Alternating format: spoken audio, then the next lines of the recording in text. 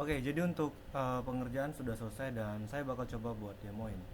Jadi untuk requestnya itu ada beberapa ya. Pertama itu kita akan nambahin fungsi di mana data screening itu bisa disimpan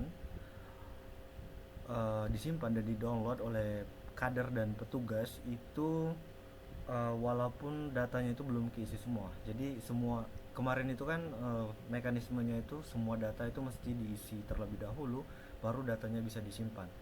Nah, saat ini kita udah coba perbaikin, udah kita coba ubah agar dalam mengisi data itu datanya itu bisa disimpan walaupun ada beberapa data yang belum diisi. Meskipun ada beberapa part yang mesti diisi ya seperti itu. Lalu ada penambahan halaman edukasi. Jadi kita akan coba lihat dulu ya di sini. Jadi saya akan coba dulu login ke kader. Oke, nah kita coba cek dulu ya di halaman edukasi. Jadi untuk di halaman edukasi udah saya tambahin sesuai dengan data yang udah diberikan ya, data halaman yang udah diberikan seperti itu. Oke, next itu di halaman ditambah data ya. Jadi kita bisa lihat di sini ada beberapa data yang udah diisi sama si kader ini. Jadi kita akan coba tambah data baru. Di sini ada beberapa part yang memang mesti diisi. Kita bikin untuk identitas kader dan juga identitas kontak itu kita mesti isi ya sebenarnya. Jadi kita coba isi dulu. Oke, untuk identitas lain, oke, apa-apa nggak diisi. Seperti ini, kita coba ke data laporan juga kita kosongin aja dulu.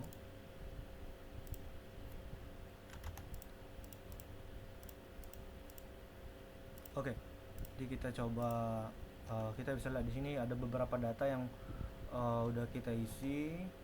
Di sini ada beberapa ya juga yang kita kosongin. Nah, di sini kita coba input data. Nah, datanya udah berhasil kita simpan. Kalau kita klik di edit itu datanya oke, kita bisa update ya datanya. Oke, meskipun ada beberapa data yang nantinya dia akan secara otomatis keisi seperti itu. Sorry. Um, Dia nge-generate default value, tapi nanti bisa diedit kembali. Oke, ada beberapa data yang masih kosong juga di sini, tapi dia ke generate otomatis di tanggal itu. Karena memang datanya tidak bisa kita kosongin. Kita bikin default value seperti itu.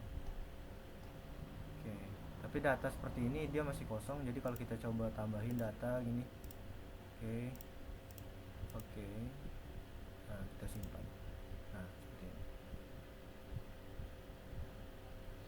Datanya udah berhasil di-update.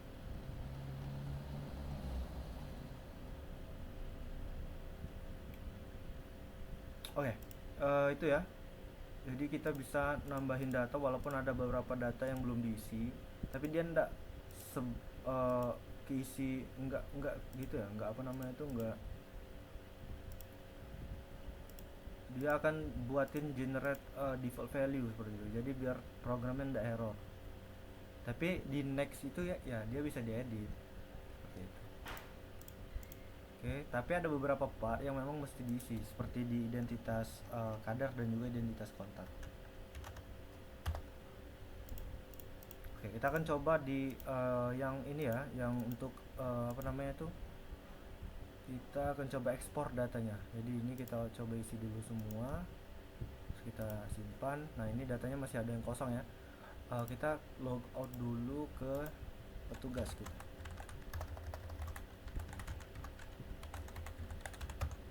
Oh sorry, ini salah. Oke, nah di sini kita udah di petugas, kita ke data screening. Nah, kita bisa lihat ini masih ada data yang kosong nih.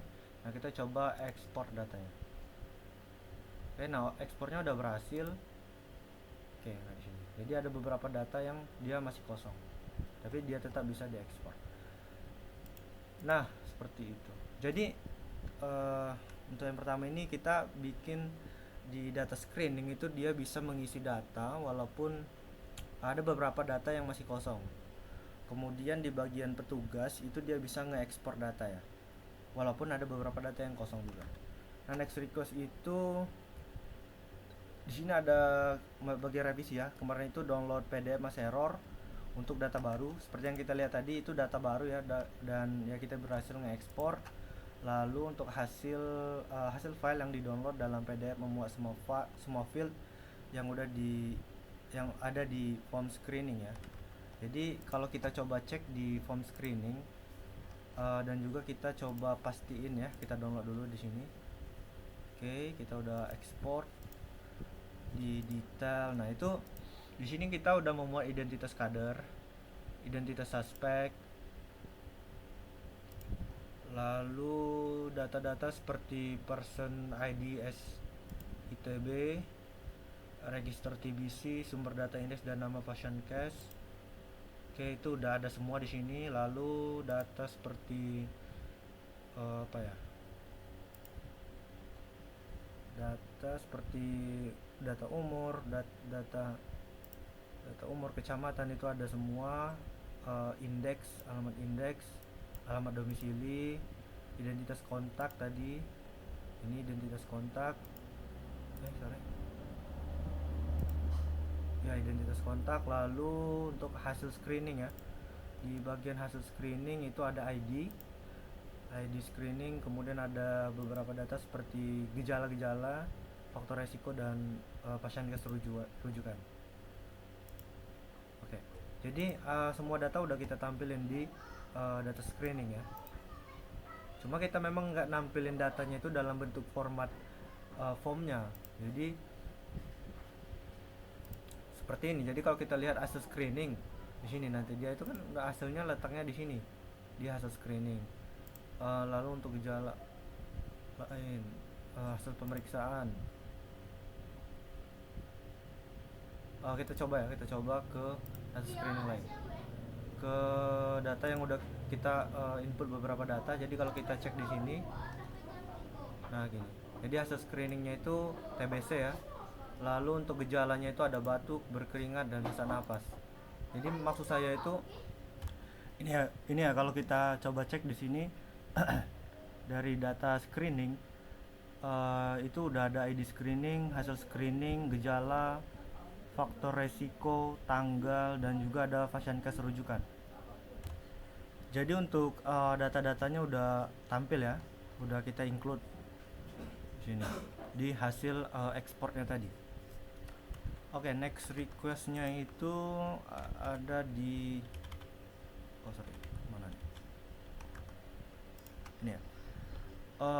Requestnya itu ada di request fitur edit username bagi semua aktor ya. Jadi di account itu kita udah tambahin, kalau kita ke profile itu ada edit profile.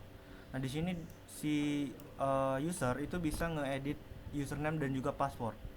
Jadi kalau kita coba di sini ya, di sini kita akan coba ganti untuk username. Jadi di sini kan username awalnya itu petugas 123.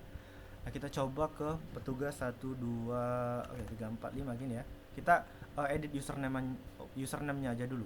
Kita edit, simpan.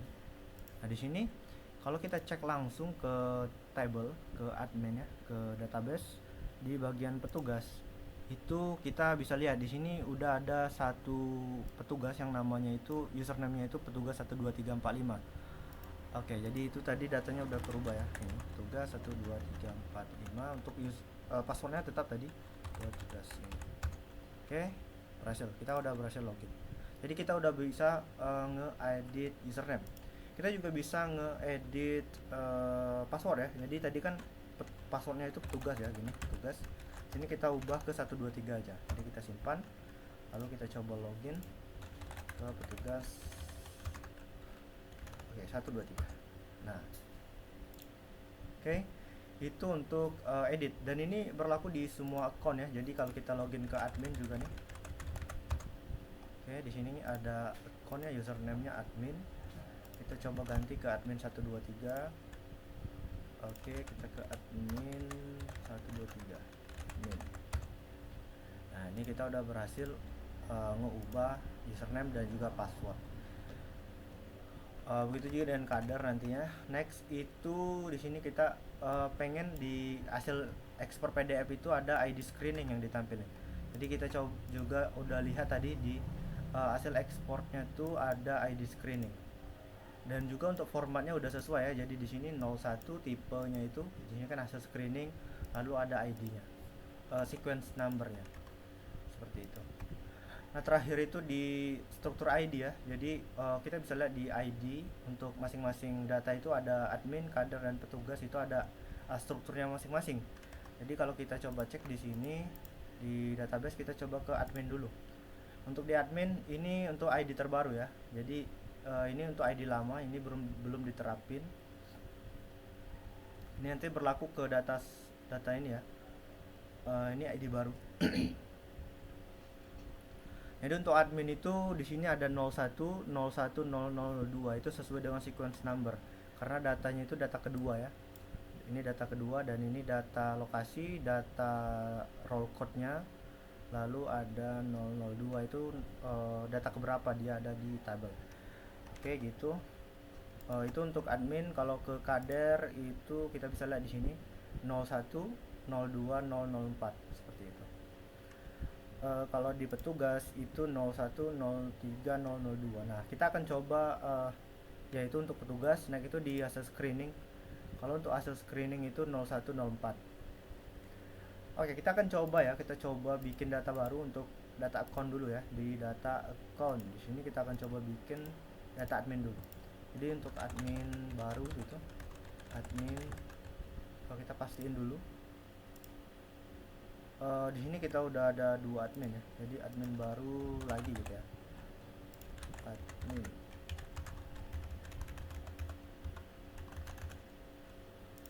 Admin kita simpan. Nah, di sini kita refresh dan kita bisa lihat di sini udah ada admin baru lagi. Dan untuk sequence-nya dia otomatis ke generate ya. Di sini 01, 01, 0, 03. Sesuai dengan sequence number. Itu untuk admin. Kita coba login. Oke, nah di sini kita udah berhasil login. Oke, next kita akan bikin kader ya, kader. Jadi kader baru lagi. Kita cek dulu ya untuk kader itu ada berapa data yang kita punya. Nah, di sini ada kader baru yang udah ke apply untuk ID formatnya itu udah ada satu. Jadi kader baru lagi, kader.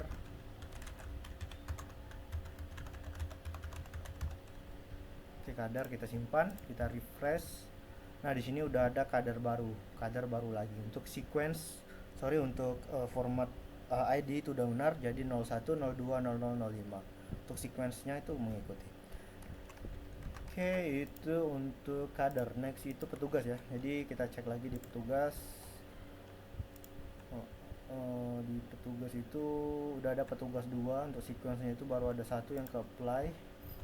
Petugas lagi ya.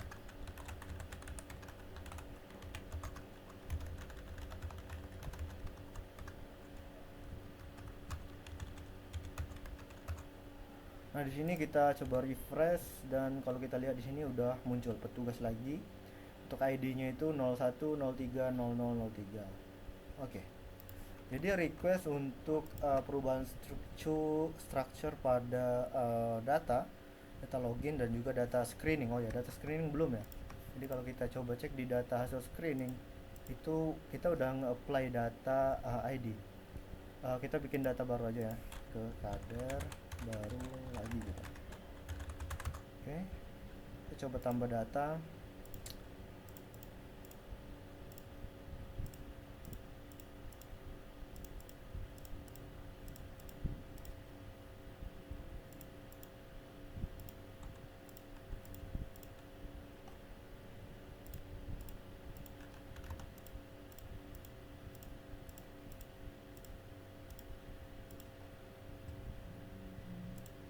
Oke, nah di sini udah ada satu data untuk kader itu dan kalau kita refresh, nah di sini udah ada data ya.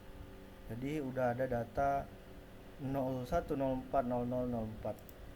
Oke, untuk reference relasinya juga udah ada ya, udah working.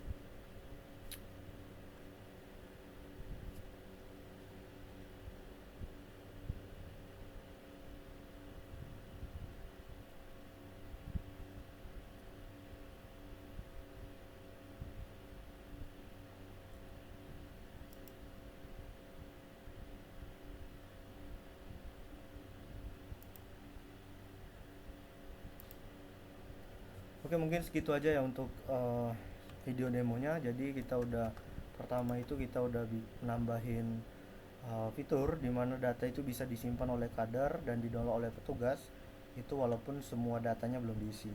Lalu kita udah nambahin halaman edukasi, kemudian kita udah perbaiki ya untuk hasil filenya itu belum memuat semua file, itu udah kita perbaiki. Untuk download PDF data error baru itu udah perbaikin juga. Kemudian untuk request perubahan username dan juga menampilkan ID screening. Lalu untuk request perubahan struktur ID itu udah berhasil kita perbarui.